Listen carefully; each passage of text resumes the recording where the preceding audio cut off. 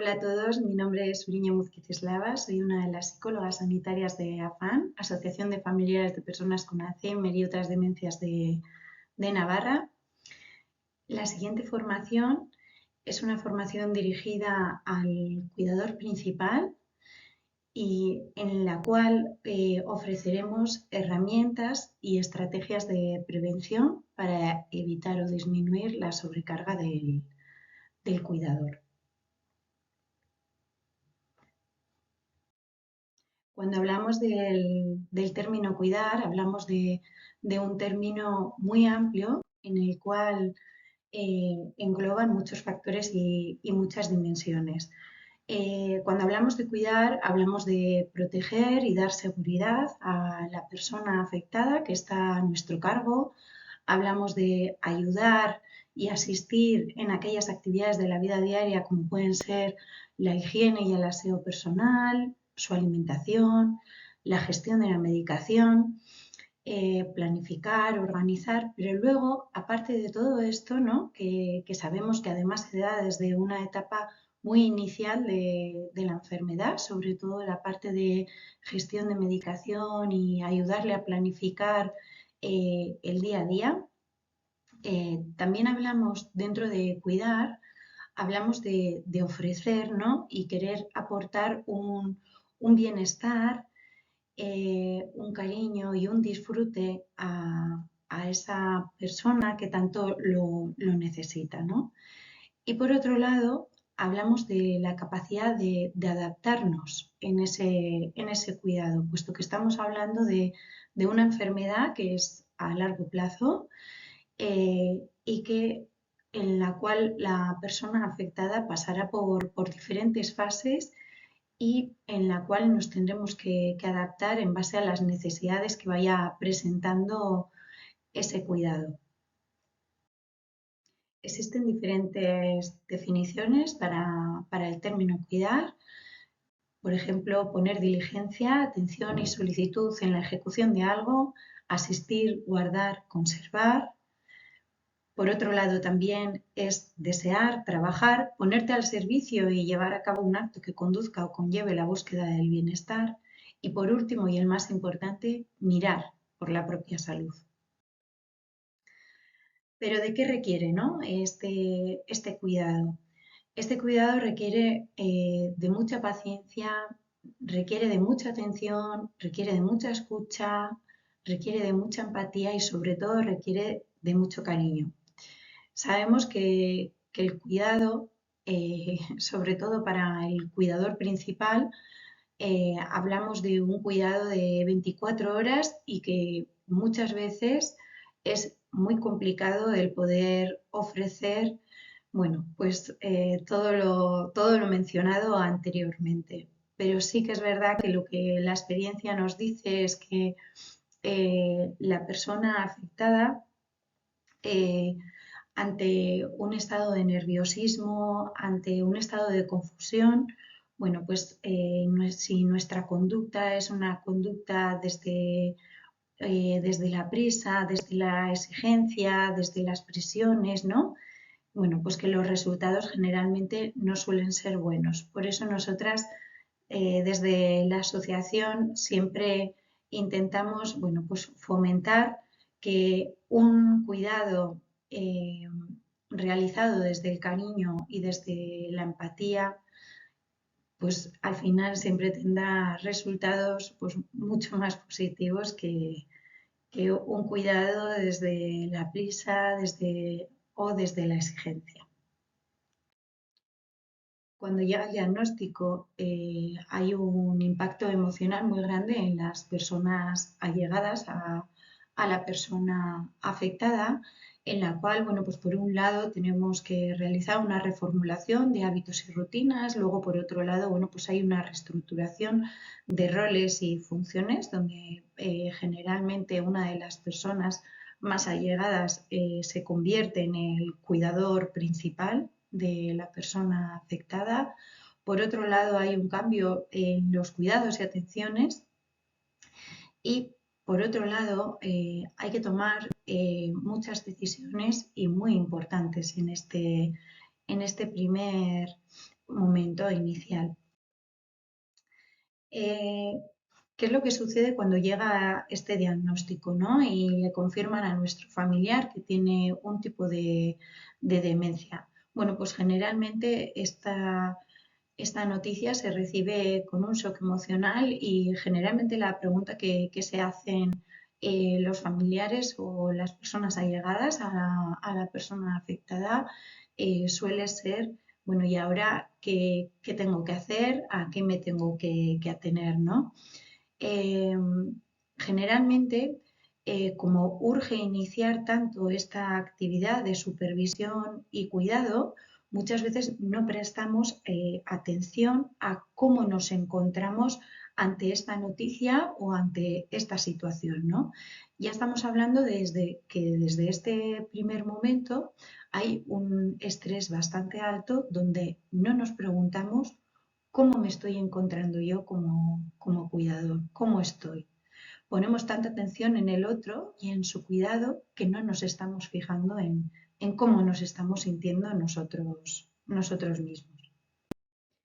El cuidado de una persona afectada por demencia, el principio del cuidado puede ser un principio agotador y si no reestructuramos este cuidado, si no ponemos atención a ese estrés que estamos viviendo como cuidadores principales, eh, realmente tras el paso del tiempo puede llegar a ser un cuidado extenuante. ¿Por qué? Porque estamos hablando de un proceso largo con una gran presencia de una gran carga emocional y física.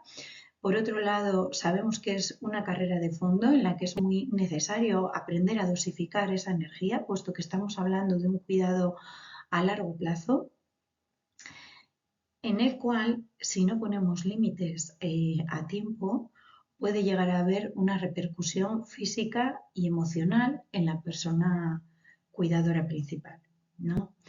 Entonces, estamos hablando de un cuidado que desde el inicio presenta un estrés grande en el cuidador principal y sobre todo si este cuidado se prolonga en el tiempo, que generalmente suele ser así, sabemos que ese estrés tan alto a largo plazo, pues al final acaba generando esa sobrecarga del cuidador. Como podéis ver en esta diapositiva, aparece una frase que dice, para poder cuidar al otro, primero he de poder cuidar de mí mismo, ¿no? De esto es de lo que vamos a hablar a partir de ahora, de lo importante y fundamental que es poner el punto de mira también en nosotros como cuidadores y saber qué pasos o qué herramientas o qué estrategias y sobre todo de qué recursos dispongo para intentar prevenir esta sobrecarga del cuidador. ¿Qué consecuencias puede tener si este estrés alto del que estábamos hablando ahora se prolonga en el tiempo? Bueno, pues hablamos de unas consecuencias, pues lógicamente, que se pueden dar desde a nivel social, familiar, puede haber consecuencias también en la propia salud. Hablamos también de alteraciones económicas, lógicamente, ¿no? Y también hablamos de efectos psicológicos, puesto que esta sobrecarga no solo se da a nivel físico, sino que se da a nivel mental. Hay varios factores que influyen en que este estrés que se da desde un inicio, como hemos explicado anteriormente, sea más intenso o menos intenso. Por un lado, tenemos los síntomas que va presentando la demencia. ¿Esto qué significa? Hay muchas demencias que debutan con alteraciones conductuales significativas o muy importantes. Entonces, el manejo ante este tipo de situaciones suele ser muy complejo para la persona que está al cuidado de la persona afectada. Por eso, si os fijáis en el siguiente punto, aparece la formación que reciba el cuidador. ¿Esto qué significa? Si yo sé cómo me tengo que manejar ante esa situación, si yo comprendo por qué está comportándose de esa manera mi familiar o mi persona allegada. Si yo comprendo más o menos en qué fase de la enfermedad y qué necesidades tiene, eso siempre nos va a dar mayor tranquilidad a la hora del manejo del cuidado. Por otro lado, hablamos de los recursos personales de cada uno de nosotros. Hay personas que tienen mayor capacidad de resolución ante el cuidado y hay otras personas bueno, pues a lo mejor no tienen tantas herramientas, pero también las pueden adquirir ante este cuidado nuevo, ¿no? Por otro lado, bueno, pues no es lo mismo la persona que asume el cuidado de una forma solitaria a personas que tienen una red de apoyo grande y fundamental en la cual poder, bueno, pues tener su momento de desahogo, incluso de apoyo y de descanso. Y por último, y no menos importante, un factor que influye es la calidad de las relaciones previas que teníamos con la persona afectada. No es lo mismo cuando el vínculo que tenemos con la persona afectada era un vínculo bueno, desde el cariño, seguro, ¿no? Ese cuidado siempre al final lo vamos a enfocar desde el querer y desde otro punto de vista. Pero lógicamente sabemos que no siempre esto es así y se puede dar. Me gustaría que realizáramos una reflexión personal ante cómo me siento yo ante este cuidado, ¿no? Sobre todo en aquellas personas que seáis cuidadoras principales. La pregunta es, ¿qué hago para cuidarme? Si lo centro todo en cuidar a la persona, ¿qué sucede con mi vida personal? ¿Somos conscientes de cómo nos sentimos al cuidar? Siento culpa si dedico tiempo para mí, me cuido para cuidar mejor y realizo actividades que me hacen sentir bien. Me gustaría que os quedarais con estas preguntas, con estas reflexiones, puesto que las respuestas que tengáis van a ser muy significativas para que reflexionéis cómo os estáis sintiendo o cómo estáis enfocando este cuidado. ¿Pero qué es la sobrecarga del cuidador? La sobrecarga del cuidador se presenta en personas que desempeñan el rol del cuidador principal de una persona dependiente y se caracteriza por el agotamiento físico y psíquico. Anteriormente hemos comentado que desde el diagnóstico inicial se manifiesta un estrés y si este estrés producido desde el inicio se prolonga en el tiempo y hay un estrés continuado, al final podemos acabar en una sobrecarga del cuidador, ¿no? Sabemos que el cuidado consume todo el tiempo y energía, sobre todo del cuidador principal, por eso es tan importante de esto de lo que vamos a hablar ahora. Si os fijáis, en esta imagen aparece un señor con una vela. Os quiero poner un ejemplo. Si a mí me dicen que sostenga esa vela durante 5 minutos, probablemente no me voy a cansar y lo voy a poder hacer. Pero ¿qué es lo que sucede si a mí me dicen que sostenga esa vela durante un día, 2 días? Al final me voy a cansar, ¿verdad?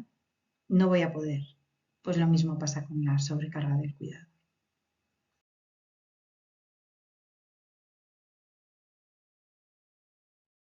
¿Y cuáles son estas causas de estrés que nos pueden llevar a una sobrecarga del cuidador? Bueno, pues por un lado, la dependencia y avance de la enfermedad.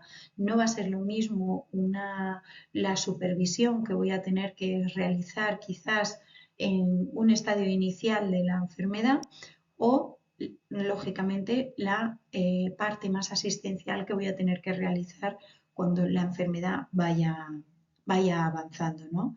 Por otro lado, vuelve a aparecer la falta de información sobre la enfermedad. Como hemos comentado anteriormente, informarnos siempre va a ser una parte fundamental para poder prevenir esa sobrecarga.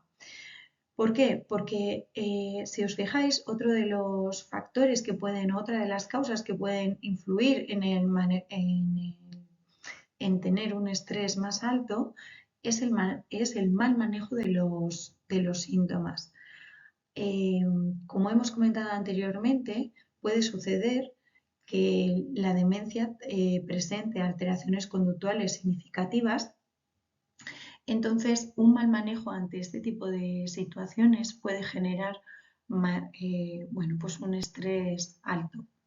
Por otro lado, la conspiración del silencio, el normalizar el diagnóstico con las personas allegadas de nuestro entorno siempre nos va a ayudar para que puedan facilitarnos apoyos o recursos, incluso ayuda.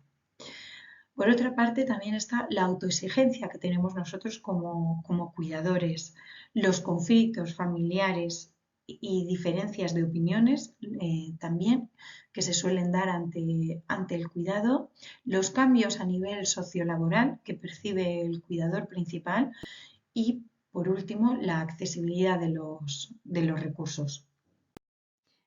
Existen varias señales de alarma que nos pueden indicar que puedo estar viviendo una sobrecarga del cuidador. Por un lado, los problemas de sueño y pérdida de energía, el aislamiento y pérdida de interés, problemas físicos y de memoria, cambios de humor frecuentes, el apetito alterado y la dificultad para pedir ayuda y gestionar ese cuidado. ¿Qué es lo que sucede si este estrés se prolonga en el tiempo? Al final va a ser un estrés crónico en el cual vamos a tener, como podéis ver, alteraciones físicas, alteraciones psicológicas y también alteraciones sociales, familiares y económicas. ¿Y cómo podemos prevenir, ¿no?, esta sobrecarga del cuidador del que llevamos hablando todo este tiempo? Bueno, por una parte, informarnos sobre la enfermedad, ¿no? Nuevamente vuelve a aparecer esto, pero si yo sé cómo me tengo que adaptar y cómo me tengo que manejar en diferentes etapas de la enfermedad, lo voy a hacer desde una tranquilidad de la cual, si yo no tengo información, pues no lo voy a vivir de esa forma, ¿no? Luego, por otro lado, la planificación y organización de cuidados, pedir ayuda en momentos necesarios, la adaptación de recursos, recuperar la propia identidad más allá del rol del cuidador. Sabemos que es un cuidado que requiere de mucho tiempo y mucha energía por parte del cuidador principal y generalmente esta pérdida de la propia identidad del cuidador se suele dar. Entonces es fundamental que intentemos tener un equilibrio entre el cuidado y la vida personal del cuidador. Por otro lado, buscar espacios para uno mismo, para desconectar, para tranquilizarnos y para volver a tomar el cuidado con toda la energía que podamos. Y, por último, el autocuidado. ¿Pero qué es esto del autocuidado? Bueno, si os fijáis, aquí aparece una pregunta. ¿Quién cuida a la persona cuidadora? Me gustaría que os hicierais esta pregunta a vosotros mismos. A pesar de que sabemos que muchas veces la persona cuidadora principal tiene a apoyos pues sociales, personales a su alrededor, es verdad que hay una parte fundamental y personal que es el autocuidado personal. Entonces, ¿esto de qué se trata? Se trata, por ejemplo, de dedicarme tiempo para mí misma sin sentirme culpable o para mí mismo, resolver lo que yo me sienta capaz, preguntar, por ejemplo, sobre aquello que no comprenda, buscar soluciones razonables para mis necesidades y las de mis seres queridos, ¿no? Saber que, bueno, pues que a veces voy a cometer errores, pero que me tengo que disculpar por estos errores y por último y fundamental, quererme y admitir que hago todo lo que puedo. Esto es fundamental ante este autocuidado personal del cual vamos a hablar ahora. Aceptar la propia vulnerabilidad va a ser un paso fundamental ante este cuidado personal. ¿Por qué? Porque saber que no tengo por qué ser autosuficiente el 100% del tiempo para realizar este cuidado, ¿no? Saber que a lo mejor voy a tener que delegar este cuidado para poder cuidarme a mí misma también en momentos de, bueno, pues de gran estrés o cuando ya no podamos más, va a ser fundamental. Por eso vamos a hablar también de esto, de pedir ayuda. Sabemos que pedir ayuda, bueno, pues es muy complicado, pero lo que sí que sabemos es que cuidar a una persona afectada por una demencia no es una tarea para una sola persona. Pedir ayuda, tenemos que tener claro también que pedir ayuda no es un signo de debilidad, que muchas veces vamos a tener que expresar, ¿no? Mis necesidades o qué es lo que necesito a las personas de alrededor mía, puesto que hay muchas veces que esa ayuda que necesitamos, bueno, pues no se brinda de forma espontánea, ¿no? Sabemos que pedir ayuda cuesta, que no es fácil, pero también sabemos que pedir ayuda previene de este estrés del cual estamos hablando todo este tiempo, ¿no? Por otro lado, también nos permite ese autocuidado, ¿no?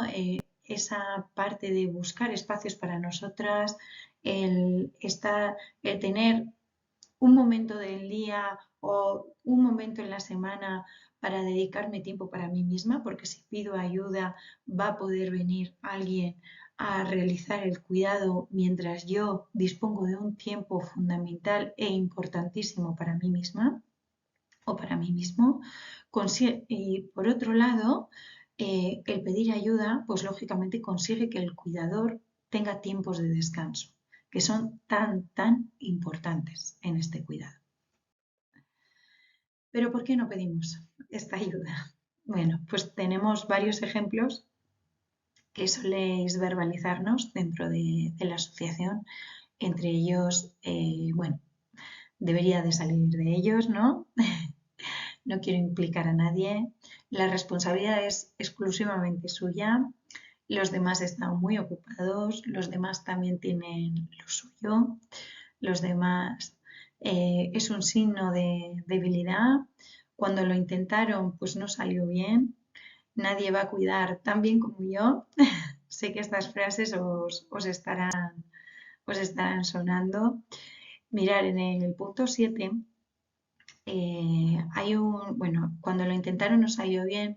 Este es un ejemplo que suele suceder a veces, que es cuando damos el paso de pedir ayuda y nos dedicamos ese tiempo, ¿no? para nosotras y dejamos al cuidado a otra persona. Bueno, pues lógicamente, pues seguramente va a haber algún tipo de dificultad, pero lo que os animamos es que aunque haya este tipo de dificultades, que sigáis un poquito buscando esos espacios para vosotros o para vosotras mismas, porque realmente vemos que es fundamental la búsqueda de un espacio para poder desconectar y para poder descansar. Por otro lado, algo que nos puede ayudar muchísimo para prevenir y para disminuir esta sobrecarga del cuidador, ¿no? Es la distribución de turnos y relevos. Bueno, pues establecer turnos entre personas de apoyo es fundamental para que la persona que va a ser cuidadora principal disponga de tiempos para sí mismo, ¿no? Entonces, esto es algo que si se realiza desde el inicio, pues realmente va a tener resultados muy positivos. Otra cosa y no menos fundamental es cuidar de la propia salud del cuidador principal, ¿no? El intentar dormir lo suficiente, hacer un poquito de ejercicio, salir de casa aunque no nos apetezca, mantener aficiones e intereses, ¿no? Tener unos descansos programados durante el día para poder desconectar ante este cuidado, organizarnos bien el tiempo y sobre todo intentar no aislarnos, ¿no? ante este cuidado.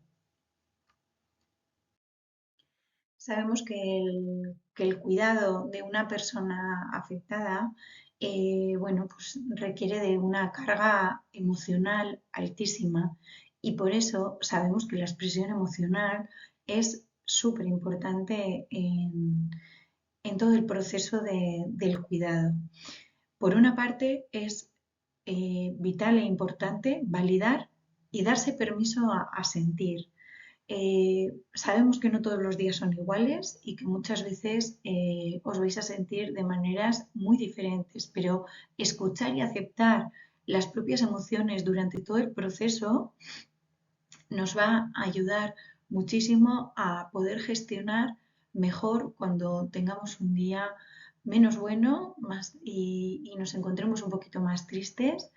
El, para poder identificar por qué me estoy sintiendo así, qué es lo que puedo hacer para encontrarme un poquito mejor y luego sabemos que el compartir nuestras vivencias y emociones con personas de confianza o con profesionales ayuda muchísimo en todo este proceso, el que os sintáis acompañados, que os sintáis arropados, que penséis a vuestro alrededor, ¿a quién le puedo contar algo tan íntimo como lo que me está pasando, ¿no?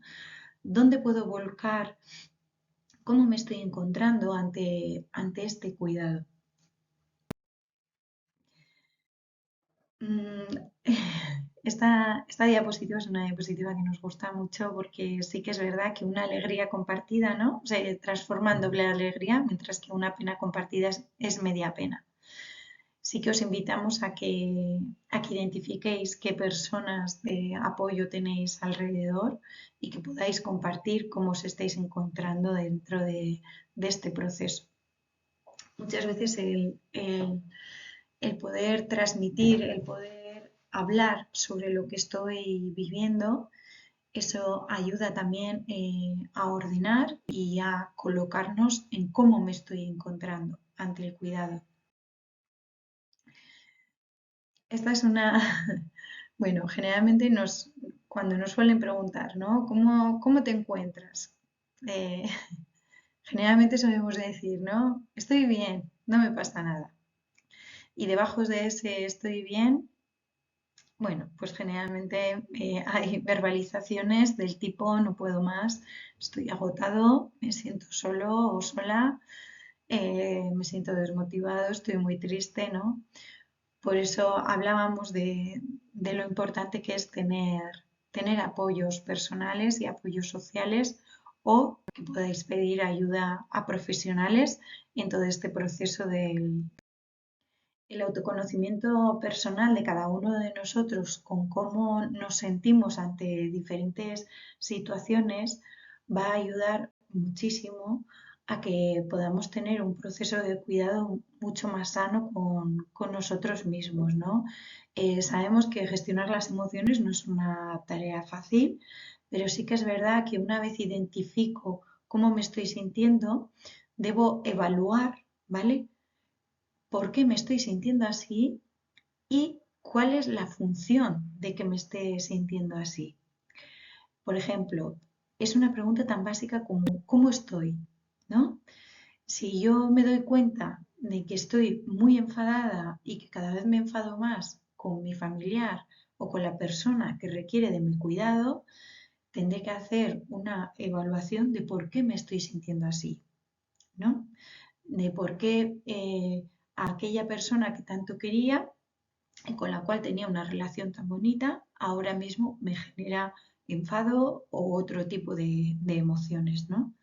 Entonces, saber manejarnos en tantas emociones diferentes No es una tarea fácil, pero sí que es verdad que una vez que lo sabemos hacer, nos va a ayudar muchísimo a poder enfocar de manera muy diferente cualquier situación o conducta que se vaya dando en el proceso del cuidado. En ese tipo de situaciones donde nos encontremos más tristes, más enfadados, ¿qué es lo que nos puede ayudar, ¿no? Es fundamental tratarnos con empatía, no juzgarnos permanentemente bueno, pues por dar una mala respuesta. Sabemos que son cuidados que son de 24 horas, que es muy difícil tener paciencia todo el día. Entonces, bueno, reconocer errores que podemos estar cometiendo en el cuidado para poder aprender y mejorar sobre ellos, pero siempre sin fustigarnos, muy importante. Aceptarnos y buscar mejorar en lo que sea posible. Si hoy no lo he hecho bien, lo haré mañana bien. Si hoy no tenía energía suficiente o me encontraba muy triste, no pasa nada, ya me encontraré mañana mejor, realizaré el cuidado desde otro punto de vista. Y por último, relacionarnos con afectividad, saber que estamos realizando un acto de cariño y amor, que es el cuidado, que no es fácil y que no todos los días van a ser iguales. Si yo como cuidador principal sé por qué ayudo y sé cómo hacerlo, voy a estar en las mejores condiciones para atender las necesidades de la otra persona sin descuidarme.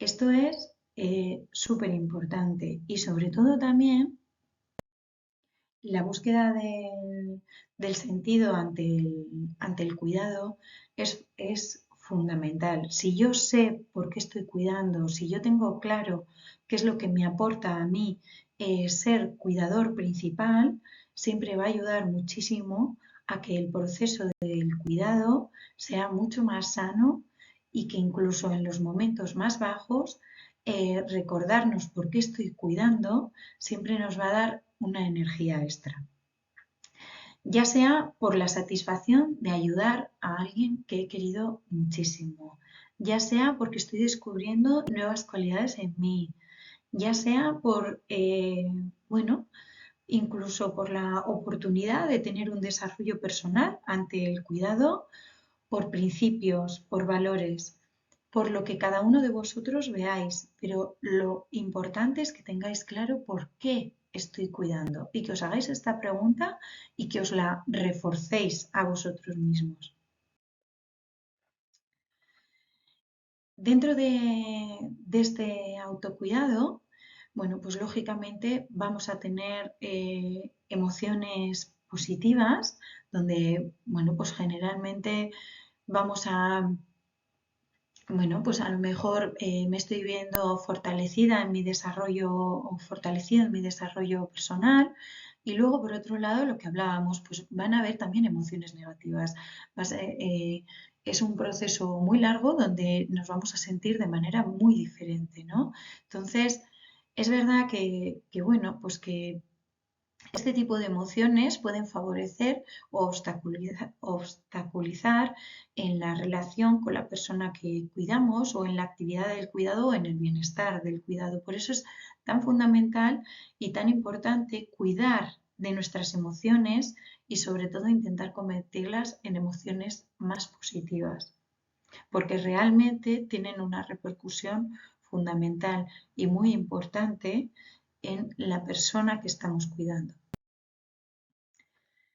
Si yo este ejemplo, bueno, pues si yo me voy a encontrar, si yo me encuentro bien, si yo me encuentro tranquila ante el cuidado, eso siempre va a tener resultados muchísimo más positivos en la persona que tiene, la persona afectada, que por norma general suelen tener un estado de desorientación o confusionismo muy grande, ¿no? Que encima para ellos somos su eje personal. Entonces, si yo me encuentro cómoda ante ese cuidado, pues siempre voy a favorecer que la persona afectada se encuentre más tranquila. Pero esto no significa que el cuidador, como estábamos hablando, viva por infinitos sentimientos, ¿no? Entre ellos, Bueno, pues tristeza, ansiedad, irritabilidad, soledad, incluso agotamiento físico, ¿no? ¿Qué actividades preventivas podemos hacer de autocuidado ante este tipo de emociones diferentes? El sentimiento de tristeza es una de las emociones más comunes que se suele dar en el cuidador principal. Bueno, pues por una parte, realmente, bueno, pues porque observamos el declive de aquella persona que queríamos tanto, ¿no? Luego, por otro lado, bueno, pues una de las verbalizaciones más grandes que soléis hacer suele ser que, jolín, es que ya no es la persona que era, ¿no? Entonces, bueno, pues sí que hablamos de una pérdida de la compañía, bueno, pues porque nos fijamos en lo que ha cambiado, en los conflictos que suelen surgir también a nivel familiar y veces que no suele ser fácil ponerse en un punto común todas las, ¿no? Todas las piezas claves de la familia y eso, bueno, pues también trae mucha tristeza en familias que estaban muy cohesionadas ante un cuidado, bueno, pues que aparezcan diferentes dificultades, ¿no?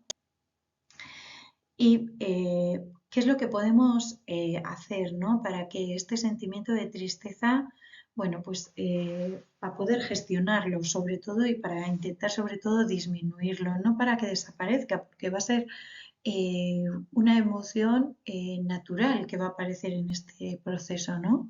Pero sí que es verdad que aspectos que nos pueden ayudar, pues puede ser poner objetivos sencillos y realizables, centrarnos en el presente. Si algo que solemos bueno, transmitiros un poquito desde la asociación suele ser que ir viendo las necesidades que van apareciendo ante el cuidado y buscar soluciones a esas necesidades, intentar anticipar lo menos posible, puesto que no sabemos cómo va a, en qué proceso va a vivir la persona afectada la enfermedad, ¿no? Cada enfermedad cursa de una manera diferente, entonces tenemos que vivir el presente de esa enfermedad, ¿no? Eh, Alternar tareas de cuidado con otras tareas que sean más gratificantes, eh, intentar sobre todo no aislarnos socialmente y buscar esas actividades gratificantes, ¿vale? Con personas que nos apetece estar, como pueden ser nuestras amigas, nuestros amigos, lo que hablábamos antes. Si a mí me gustaba ir a jugar a cartas, no dejar de ir a jugar a cartas. Si a mí me gustaba darme un paseo, intentar buscar dentro de todas esas actividades cómo puedo yo buscar ese espacio para poder seguir haciendo o poder realizando ese paseo y, bueno, intentar también en la medida de lo posible, pues modificar aquellos pensamientos, ¿no? que tanto sufrimiento nos traen y ser más amables con nosotros mismos respecto al cuidado que estamos realizando. Otra de las, otra de las sintomatologías que más veces se manifiesta también es la ansiedad. Uno de los motivos más comunes generalmente suele ser, bueno, pues ese estado de alerta que hay ante la incertidumbre de no saber cómo se va a realizar ese proceso de la enfermedad, ¿no? El anticipar situaciones futuras y no permitirse desconectar. Por eso, nuevamente, os repito que lo más importante y fundamental es ir buscando soluciones o ir dando pasos en base a las necesidades que vayan apareciendo en cada fase de la enfermedad. El sentimiento de soledad es un factor común que se suele dar en todos los cuidadores principales. Se puede dar por muchos motivos diferentes, pero entre ellos, bueno, pues el no delegar ese cuidado, ¿no? El no dejarse ayudar, bueno, pues también muchas veces el no tener o no disponer de personas de confianza que os puedan acompañar, ¿no? En todo este proceso, pero sí que vemos fundamental que desde el principio el cuidador tiene que expresar sus necesidades a las familiares o a personas de confianza para que se impliquen. Y en el caso de no tenerlos, intentar buscar recursos sociales o personales para poder tener ese tiempo y para poder tener sobre todo ese apoyo tan fundamental ante el cuidado, porque si no el sentimiento de soledad es algo que se da y que es real, ¿no? Y por último, hablamos del agotamiento físico, ¿no? Cuando la persona afectada no tiene tiempo o no tiene quien se encargue de la persona con demencia, porque esto es una realidad, hay un agotamiento enorme a nivel emocional y físico, ¿no? Entonces, bueno, nuevamente el saber de qué recursos dispongo, el hacer uso de ellos. Luego, por otro lado, el intentar buscar dentro de ese cuidado espacios y tiempos para descansar y relajarnos tiene que ser algo imprescindible, algo súper importante, porque si yo únicamente me dedico a cuidar, si dedico toda mi energía al cuidar, generalmente voy a acabar en este agotamiento físico y emocional.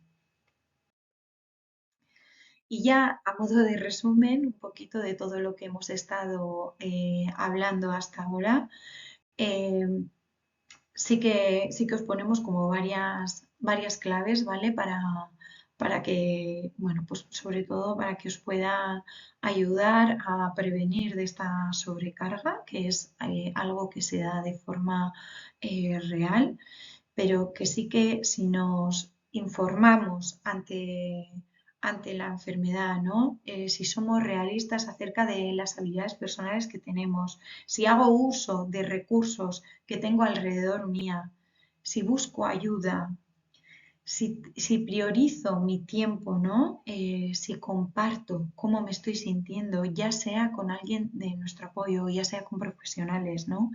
Si cuido de mi salud y por último, si eh, realizo actividades de anticipación, sobre todo, al inicio de la enfermedad, como pueden ser poderes notariales, voluntades anticipadas, eso siempre nos va a ayudar eh, a gestionar muchísimo más el estrés, puesto que nos va a facilitar a la hora de tener que tomar decisiones muy importantes y significativas por otra persona cuando esta persona no lo puede hacer.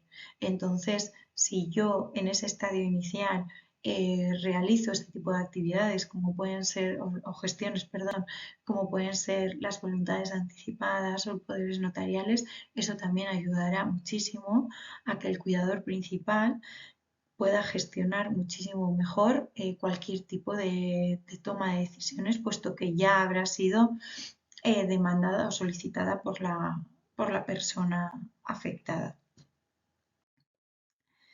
Y ya por último hablamos de las 4 reglas del cuidador: no sentirme culpable cuando dedico tiempo para mí mismo, seguir buscando mis momentos, saber que cuidar va a ser una parte fundamental de mi vida desde el cariño y desde el amor, pero que no es lo único y que tengo que priorizar mi tiempo y mi identidad personal también, sin olvidarme de mi proyecto vital.